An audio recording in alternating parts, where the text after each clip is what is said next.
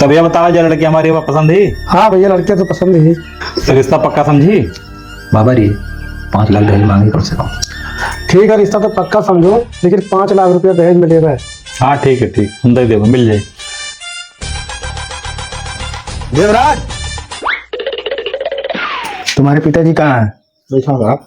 Loan का recovery करना, बुलाओ उनको। बाबा रे, हाँ लोन रिकवरी वाले आए हैं। अच्छा। हाँ साहब। हाँ साहब। तुम्हारा लोन का बकाया है। हाँ साहब, थोड़ा सिलो बोलो, घर में रिश्तेदार आए बाटे। अरे तुम्हारा लोन का पैसा बाकी है, ठीक है, उसको जमा करो। कितना है साहब? 1 लाख रुपए। तो जमा हो जाएगा, परेशान मत होइए। अरे लोन का पैसा जमा करो, नहीं तो तुम्हारा रिश्ता नहीं होने दूंगा। नहीं नहीं, चलो साहब, मार दीजिए। चलो स्कैनर यहाँ मारो। हो गया साहब। ठीक है। ए चलो, लोन का पैसा मिल गया। ठीक है, ठीक है।